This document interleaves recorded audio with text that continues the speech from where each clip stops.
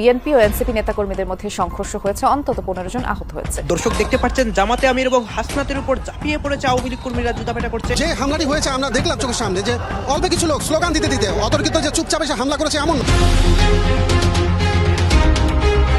এদিকে আজ আওয়ামী লীগ কর্মীরা একজুট হয়ে জামাত এবং এনসিপির উপর 3 দিক থেকে আক্রমণ করে।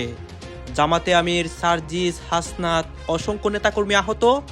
সারা দেশেই রণক্ষেত্র চলছে। যেদিকে তাকাই সেদিকে আপনার অনিয়ম, দুর্নীতি এবং বাংলাদেশে যে নিয়ম হয়ে গেছে তদবির ছাড়া কোনো কাজ হবে না। যে কোনো ব্যাপার তদবির করতে যাও। এখন এই নির্বাচনের পরে সরকারে এসে সরকারের ভিতরে যত ঢুকছি প্রত্যেকে এক একজন বাংলাদেশের অ্যাম্বাসেডর হবে পারবে। ঠিক তোমাদেরকে বাংলাদেশের দায়িত্ব নিতে হবে, কারণ you are the future. Dhaka সহ সারা দেশের থানাগুলোকে দালাল মুক্ত করার নির্দেশ দিয়েছেন স্বরাষ্ট্রমন্ত্রী সালাউদ্দিন আহমেদ। দুপুরে রমনা মডেল থানা পরিদর্শনের সময় পুলিশের ঊর্ধ্বতন কর্মকর্তা সহ সংশ্লিষ্টদের এই নির্দেশ দেন মন্ত্রী। ছাত্রদল, যুবদল, বিএনপি এবং তার অঙ্গ সংগঠনের নেতাকর্মীরা, জামাত ইসলামের যে সমস্ত মা বোনেরা বিভিন্ন জায়গায় ভোট চাইতে গিয়েছে তাদেরকে পেটের উপরে লাথি মারা হয়েছে, বয়স্ক মহিলাদের তাদের হিজাব ধরে টানাটানি করা হয়েছে, বোরকা ধরে টানাটানি করা হয়েছে, তাদেরকে কোপ দিয়ে মাথা কেটে ফেলা হয়েছে এই ঢাকা 10 আসনে। বাংলাদেশের রাজনীতিতে আজ তুলপার পরিস্থিতি ঘটে জামাতে আমির এবং হাসনাত আব্দুল্লাহর সাথে। আওয়ামী লীগ কর্মীরা একসাথে রাজপথে ঝাঁপিয়ে পড়েছে, অন্যদিকে বিএনপি কর্মীরাও রেগে গিয়ে, তারেক রহমান রেগে গিয়ে সরাসরি একটা অ্যাকশন নিচ্ছে। দর্শক শ্রোতা, আপনারা দেখেছেন বাংলাদেশের রাজনীতির মধ্যে গোপনে অনেক পরিকল্পনা হয়। অসংখ্য কর্মীরা গোপনে পরিকল্পনার মাধ্যমে আজকে তারা অ্যাকশন নেয়। আপনারা এই সম্পূর্ণ ভিডিও দেখবেন। সর্বশেষ জামাতে আমির এবং হাসনাত আব্দুল্লাহর যা যা হয় এবং এই মুহূর্তে রাজপথের অবস্থা সবকিছু দেখানোর চেষ্টা করবো এই একটি ভিডিওতে। আসুন আমরা কথা বলাচ্ছি না, আমরা সরাসরি ভিডিওর মূল আলোচনায় চলে যাচ্ছি। কুমিল্লার বর্ডার দিয়ে মানে ত্রিপুরা, বাংলাদেশ আর ভারতের যেই সীমান্ত রয়েছে, আপনার বাংলাদেশের কুমিল্লা এবং ত্রিপুরার যে বর্ডারটি, সেটি দিয়ে শেখ হাসিনা বাংলাদেশে ঈদের আগে আসতে যাচ্ছে। অনেকটা এই ধরনের গুঞ্জন সারা দেশে ছড়িয়ে পড়ছে। এদিকে আওয়ামী লীগের আপনার নেতাকর্মী থেকে শুরু করে সবাই মধ্যরাতে আপনার শপথ গ্রহণ করছে, একের পর এক আওয়ামী লীগ মিছিল করছে। তবে ভাই, বাস্তব চিত্র, শেখ হাসিনা যদি কুমিল্লার এই ত্রিপুরার বর্ডার দিয়ে কোনোভাবে চলে আসে, কোনোভাবে ধরেন চলে আসলো, কি হবে বাংলাদেশে? আপনার গোলাম মাওলানা রনি একটা কথা বলেছিল, মনে আছে আপনাদের? কথাটা হচ্ছে, শেখ হাসিনা যখন বাংলাদেশে চুট করে ঢুকে পড়বে, তখন বিএনপি আর জামাতের ভিতরে ইভেন 5 আগস্ট যারা ঘটিয়েছিল ওরফে এনসিপি নেতা কর্মীরা, তাদের ভিতরে আপনার ছোটখাটো একটা কিয়ামত ঘটে যাবে। তারা দেখতে পাবে তাদের কলিজার ভিতরে ভয়ের কাঁপন ধরে যাবে। তারা তখন রাজপথে নামবে, নাকি আওয়ামী লীগকে ঠেকাবে, নাকি সীমান্ত দিয়ে শেখ হাসিনাকে ঠেকাবে, নাকি শেখ হাসিনাকে ঘেরাও করে রাখবে? কোনটা? এই এতটুকু শক্তি তাদের কিন্তু ভাই থাকবে না তখন। কারণ আওয়ামী লীগ যে কি জিনিস, ইতিমধ্যেই সংসদে বিএনপি, আপনার সংসদের বিরোধী দল পার্টি জামাত শিবির, এরাও কিন্তু বলেছে শেখ হাসিনা যে কি চিজ সেটা আমরা সবাই জানি। তিনি যদি কোনোভাবে দেশে চলে আসে, ভয়ঙ্কর অবস্থা হবে বাংলাদেশে। তাহলে কি সেটাই ঘটে যাচ্ছে? দর্শক বন্ধুরা, শেখ হাসিনা যদি, এই যে আপনারা শুনতে পেলেন, কুমিল্লার এবং ভারতের ত্রিপুরার যে বর্ডারটি রয়েছে, সেখান দিয়ে যদি কোনোভাবে শেখ হাসিনা ভাই চলে আসে, তখন আসলে দেশের পরিস্থিতি কি হবে? এই যে একটু আগে বলে গেলাম যে তাদের কলিজার ভিতরে ভয়ের কাঁপন ধরবে, ছোটখাটো একটা কিয়ামত ঘটে যাবে, যে হায় হায় কি হবে, কোথায় যায় পালাবো, কোথায় যাব, কি করব, ইত্যাদি ইত্যাদি। তখন তাদের ভিতরে জাররা পরিমাণ শক্তি আপনি দেখতে পাবেন না। তারা যে তখন আওয়ামী লীগকে ঠেকাবে, তখন কি হবে জানেন? আমি আপনাকে বলে দেই, যদি ধরেন শেখ হাসিনা চলে আসলো, আওয়ামী লীগের কর্মীরা ভাই বিশ্বাস করেন, তাদেরকে বর্তমান আপনারা মানে গর্তে, মানে জীবিত মানুষকে আপনারা গর্তে ফেলে অ্যাকচুয়ালি দাফন করে দিয়েছেন। তখন তারা উঠে আসবে। কারণ কি জানেন? কারণ তারা মরতে মরতে লাশ হয়ে গেছে ভাই। ঠিক আছে, নতুন করে আর মরার কিছু নাই। তো তাদের তখন একটাই লক্ষ্য যে আমাকে বাঁচতে হবে, আমার সন্তানাদিদের স্কুলে যেতে হবে, আমার পরিবারকে বাঁচাতে হবে, নিজেকে বাঁচতে হবে। সে স্বার্থে যদি তার জীবনটা রাজপথে দিয়ে দিতে হয়, তারা চোখ বন্ধ করে দিয়ে দিবে শুধুমাত্র দেশের জন্য, ইভেন দলের জন্য, আর হচ্ছে তার পরিবার প্রিয়জনের জন্য। কারণ এই ইউনূসের আমল থেকে ভাই, ইভেন আপনার এই বর্তমান সরকারের আমলে আওয়ামী লীগকে আপনারা সংসদে একদম পাশ করে নিষিদ্ধ করে দিয়েছেন। তাদের সন্তানাদিরা বিশ্ববিদ্যালয় থেকে শুরু করে বিভিন্ন প্রতিষ্ঠান থেকে, মানে শিক্ষা প্রতিষ্ঠান থেকে আপনারা কিন্তু বঞ্চিত করে রেখে দিয়েছেন। এই যে তারা কি ঘুরে দাঁড়াবে না? অবশ্যই দাঁড়াবে। তারা দাঁড়াবে তাদের পরিবারের জন্য, তারা দাঁড়াবে দেশের জন্য, তারা লড়াই করবে দলের জন্য। কারণ তাদের হাতে দ্বিতীয় কোনো অপশন আপনারা রাখেননি যে চয়েস করবে বা চিন্তা ভাবনা করবে। ডিরেক্ট একটাই পয়েন্ট, সেটি হচ্ছে নয় মরবো নয় মারবো, দুইটার একটা। আওয়ামী লীগ এইভাবে দাঁড়াবে। আর তাদের যেই তখন আপনার শারীরিক একটা শক্তি, মেন্টালি একটা পাওয়ার, এটা সুপার পাওয়ার কাজ করবে। আর সেই পাওয়ারের ভূগোলে ওই যে একটু আগে বলে গেলাম, ছোটখাটো একটা কিয়ামত ঢুকে যাবে বা হয়ে যাবে। অ্যাকচুয়ালি জামাত শিবির আর হচ্ছে বিএনপির ভিতরে সেটাই দেখা যাবে। বিশ্বাস করেন ভাই, শেখ হাসিনা যদি কোনোভাবে ঢুকে যায়, তখন বাংলাদেশে ঠিক এগুলাই ঘটবে। আমি একদম সংক্ষেপে বললাম, এত পেছালাম না। প্রত্যেকে এক একজন বাংলাদেশের অ্যাম্বাসেডর হবে, পারবে? ঠিক, তোমাদেরকে বাংলাদেশের দায়িত্ব নিতে হবে, কারণ ইউ আর দি ফিউচার। তোমরাই হচ্ছে বাংলাদেশের ভবিষ্যৎ। তোমাদের মধ্যে থেকে ইনশাআল্লাহ ভবিষ্যতে আন্তর্জাতিক মানের খেলোয়াড় তৈরি হবে। তোমাদের মধ্যে থেকে ইনশাআল্লাহ ভবিষ্যতে আন্তর্জাতিক মানের বড় বড় ডাক্তার তৈরি হবে। তোমাদের ভিতর থেকে ভবিষ্যতে ইনশাআল্লাহ আন্তর্জাতিক মানের লয়ার তৈরি হবে।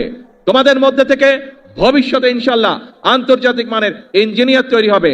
তোমাদের ভিতর থেকে ভবিষ্যতে ইনশাআল্লাহ আন্তর্জাতিক মানের আর্কিটেক্ট তৈরি হবে। এবং তোমাদের ভিতর থেকে ভবিষ্যতে নেতৃত্ব তৈরি হবে। এই দেশকে তোমরা নেতৃত্ব দিবে, তোমরা সামনে এগিয়ে নিয়ে যেতে হবে তোমাদেরকে, পারবে? ইয়েস। তোমাদের মধ্যে থেকে এমপি হবে, মন্ত্রী হবে, প্রধানমন্ত্রী হবে, প্রেসিডেন্ট হবে তোমাদের মধ্যে থেকে, এই বাংলাদেশের, হবে না? ইনশাআল্লাহ। এখন বন্ধুরা, আসো আমরা আবার খেলায় চলে আসি। পড়ালেখা তো সবাইকে করতে হবে, পড়ালেখা কিন্তু মাফ করা যাবে না। কিন্তু পড়ালেখার পাশে প্রত্যেককে খেলতে হবে, খেলতে হবে, নিজেদেরকে তৈরি করতে হবে। মনে রাখবে, তোমাকে ঠিক করে নিতে হবে তুমি কি করবে, এবং তুমি যখন নিজেকে ঠিক করে নিতে পারবে, নিজের লক্ষ্যকে স্থির করে নিতে পারবে, তখন তুমি সেই টার্গেট অ্যাচিভ করার জন্য সেই সামনের দিকে তোমাকে এগোতে হবে। ঠিক আছে? খেলার ক্ষেত্রে হোক, পড়ালেখার ক্ষেত্রে হোক, সরকার থেকে আমরা আমাদের দেশের যেই সামর্থ্য আছে, যতটুকু আমাদের ক্যাপাবিলিটি আছে, আমরা আমাদের ছোট বন্ধুদের পাশে আছি। কেউ খেলোয়াড় হবে, কেউ গায়ক হবে, কেউ মিউজিশিয়ান হবে, এক একজন এক একটা হবে। সরকার, রাষ্ট্র তোমাদের পাশে আছে। কারণ ওই যে একটু আগে বলেছি, ভবিষ্যৎ বাংলাদেশ তোমরা, ভবিষ্যতে বাংলাদেশকে নেতৃত্ব দিবে তোমরা। কি বন্ধুরা, ভয় পেয়ে গেলে নাকি? ইয়েস, জোরে বলতে হবে, না ভয় পাইনি আমরা। এই বাংলাদেশ একসময় পরাধীন ছিল।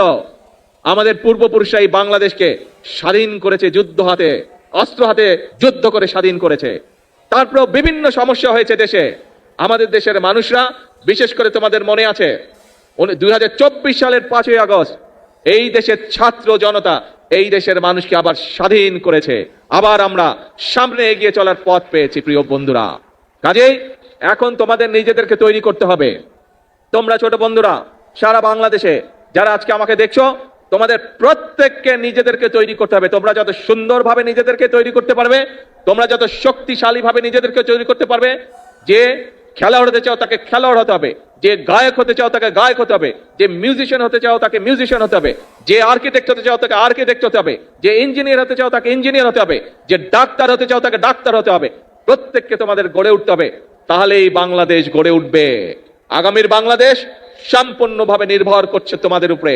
তোমরা যত ভালোভাবে সুন্দরভাবে গড়ে উঠবে, বাংলাদেশ তত সুন্দরভাবে তত শক্তিশালী ভিত্তির উপরে গড়ে উঠবে। কাজেই ছোট বন্ধুরা, আমাদের সময় প্রায় শেষ। এখন বাংলাদেশ তাকিয়ে আছে তোমাদের দিকে। আমরা শুরু করে দিয়ে যাব, তোমাদেরকে সামনে এগিয়ে নিয়ে যেতে হবে। বাংলাদেশকে পারবে?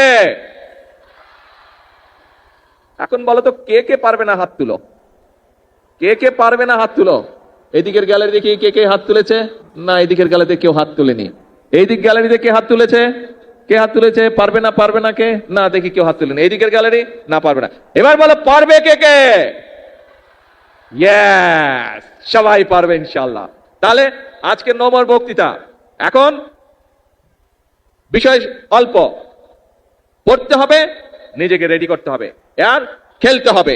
একই সাথে যে গান শিখতে চায় সে গান শিখবে, সেই ব্যবস্থা আমরা করব। যে মিউজিশিয়ান হতে চায় সেই মিউজিশিয়ান হবে, সেই ব্যবস্থা ইনশাআল্লাহ আমরা করব। ভাই সার্জিস আলম এটা বলছেটা কি? তিনি যদি বিএনপিতে যোগ দিতেন তাহলে তিনি নাকি বেঁচে থেকেও মরে যেতেন এবং তার ব্যক্তিত্ব হারিয়ে ফেলতেন, গণভোটের বিরুদ্ধে তার অবস্থান নিতে হতো। দেখেন সার্জিস আলমের মুখ থেকে একটু শোনেন। এখন বিএনপি জোটের সাথে জোট করে সংসদে যাইতাম বা সরকারে থাকতাম, আমার অবস্থা কি হতো? আমি অভ্যুত্থান এর সামনে লড়াই করে আসার একজন মানুষ, আমাকে জুলাই সনদের বিপক্ষে অবস্থান নিতে হতো, আমাকে গণভোটের বিপক্ষে অবস্থান নিতে হতো, আমাকে বাংলাদেশের মানুষের জুলাই আকাঙ্ক্ষার বিরুদ্ধে অবস্থান নিতে হতো। তার আমার রাজনীতি কোথায় থাকতো? আমি তো বেঁচে থাকা অবস্থায় মরে যেতাম। এবং আপনি দেখেন আজকে গণ অধিকার পরিষদ থেকে যে নুরুল হক নূর ভাই, তারা তো ফ্যাসিস্টের সময় লড়াই করেছেন। এই যে গণসংহতি সাথী ভাই, তারা তো সংস্কার তো আমরা তাদের মুখে শুনতে শুনতে মনে বড় হয়েছি। এই মানুষগুলো এখন ওই সংসদে গিয়ে ইনওয়ার মেনন হয়ে গিয়েছেন, বিড়ালের মতো মাথা নিচু দিকে করে বসে থাকে। এর যে লজ্জার আর কিছু হতে পারে? ধন্যবাদ।